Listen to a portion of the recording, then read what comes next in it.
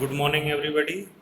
आज हम CS 301 data structure and algorithm में सब टॉपिक 2.1 के दो ऑपरेशंस क्रिएट तथा डिस्प्ले की एल्गोरिथम तथा उसके एक्सप्लेनेशन को समझेंगे।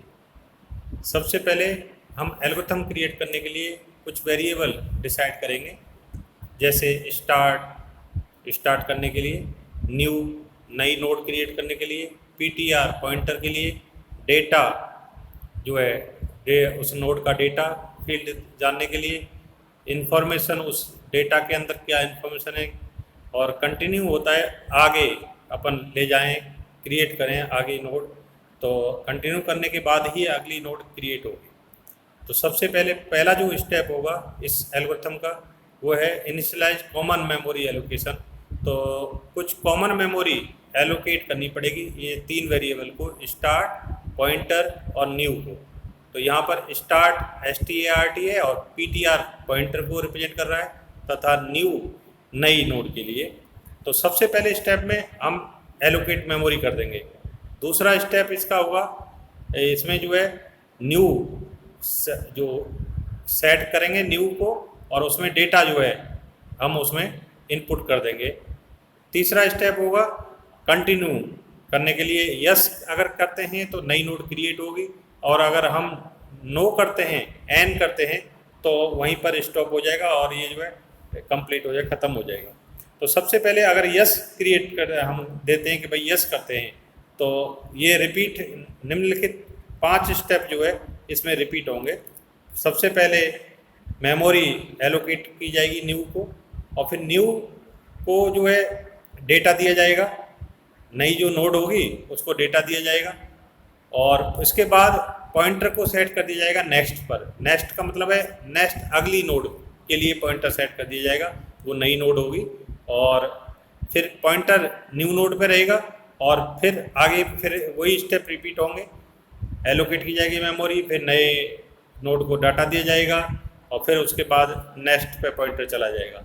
तो ये अगर इनपुट हम यहाँ पर कंटिन्यू देते हैं तो फिर ये जो है अगली नोड क्रिएट करेगा, और नो देते हैं तो वहीं पर स्टॉप हो जाएगा, और ये जो है वाइल लूप है ये रिपीट करेगा अगेन एंड अगेन। और अगर न्यू जो नेक्स्ट है पॉइंटर है अगर नल पे पहुंच जाता है तो ये अंतिम नोड होती है नल वाली, तो ये नल आने के बाद ये जो है यहीं पर ख़त्म हो जाएगा प्रोसीजर। यदि पहली ही नोड पे नल आ जाता है तो फर्स्ट नोड एक ही नोड होगी उसमें लिस्ट में, अगली नोड क्रिएट फिर नहीं होगी। तो इसलिए नल अंतिम नोड को रिप्रेजेंट करने के लिए दिया जाता है। तो स्टेप 1 में हमने देखा है, एक्सप्लेनेशन में देखा जाए तो स्टार्ट, PTR और न्यू को हमने कॉमन मेमोरी एलोकेट की है, और अगर पहली नोड में जैसे कि इसमें रिप्रेजेंट किया गया है, हमने चित्र में दिखाया गया है कि 15 डेटा जो है इसमें दिया गया है, नोड को पहली को स्टोर किया गया है, तो ये नोड क्रिएट हो रही है और इसमें 15 डेटा डाला गया है। अब एल्गोरिथम ये पूछेगा यूजर से कि नई नोड क्रिएट करनी है नहीं। यदि हम कहते हैं यस तो अगली नोड क्रिएट होगी, यदि हम कहते हैं नहीं, एन करते हैं, तो अगली नोड क्रिएट नहीं होगी और यहीं स्टॉप हो जाएगा, और नल पॉइंटर यहाँ पर लगाना होगा।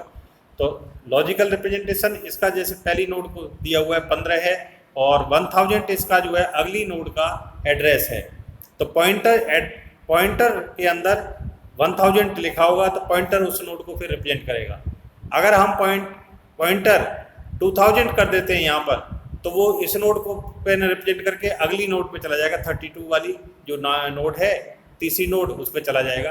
तो हमने ऐसा नहीं किया, पहले दूसरी नोड का है 44 डेटा और उसको रिप्रेजेंट कर रहा है, इसमें जो पॉइंटर को एड्रेस दिया है 2000 दिया हुआ है, 2000 अगली नोड का ये नेक्स्ट पॉइंटर है, PTR है, और इसका डेटा अगली नोड का 32 है जो कि इनपुट किया, और उसमें फिर नेक्स्ट जो है उसका अगली नोड का एड्रेस है 3000, तो वो अगली नोड पे चला जाएगा। इसमें डेटा जो है 76 है, और 76 डेटा इनपुट होने के बाद जब पॉइंटर की वैल्यू यहाँ पर नल दी हुई है, तो वो जो है नल आने के बाद पॉइंटर आगे नोड क्रिएट नहीं करेगा, यहाँ नो हो जाएगा, और यहाँ पर ये लिंक लिस्ट खत्म हो जाती है।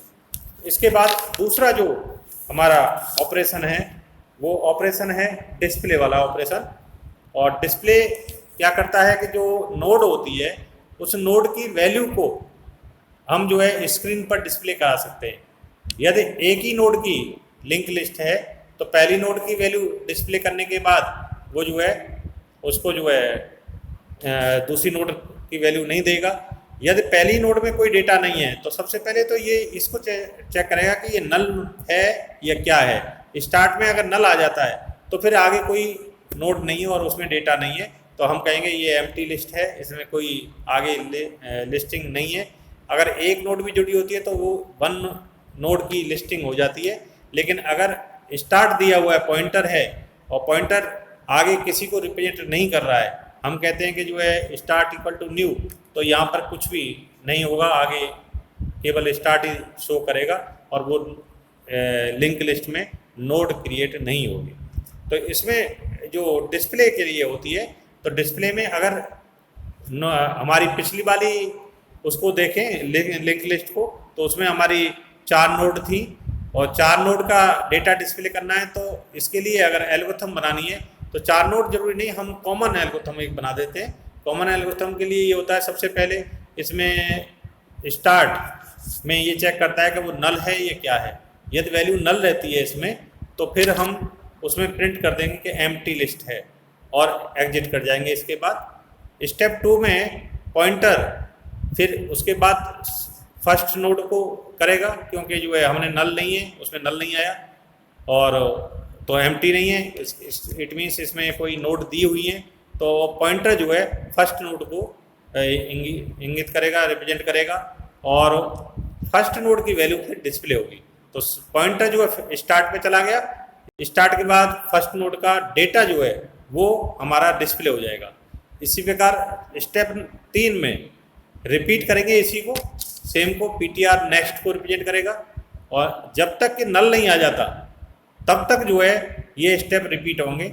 यदि नल आ जाता है तो पीटीआर इक्वल टू अब पॉइंटर जो है अगली नोड को, जैसे पहली नोड का डेटा डिस्प्ले कर दिया, अगली नोड को पीटीआर चेक करेंगे, पीटीआर नेक्स्ट कर रहा है और नेक्स्ट में जो अगली नोड को रिप्रेजेंट कर रहा है तो अगली नोड का डेटा है 44, तो 44 जो है प्रिंट हो जाएगा यहाँ पर, क्योंकि पीटीआर इक्वल टू वो डेटा पे चला गया और वो जो है पीटीआर इंडिकेट कर रहा है 1000 एड्रेस को।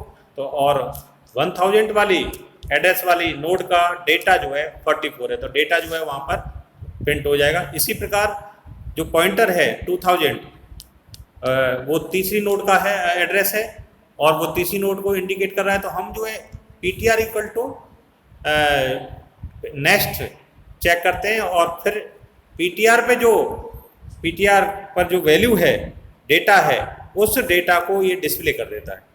इसी प्रकार ये आगे चलता रहेगा और जब तक कि वाइल लूप का एंड नहीं होता तब तक ये चलता रहेगा।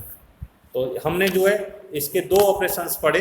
पहला ऑपरेशन हमारा था क्रिएट करने का, दूसरा ऑपरेशन डिस्प्ले का है और इसके बाद जो बचे हुए अपने ऑपरेशंस हैं वो नेक्स्ट लेक्चर में हम जो है इसको देखेंगे।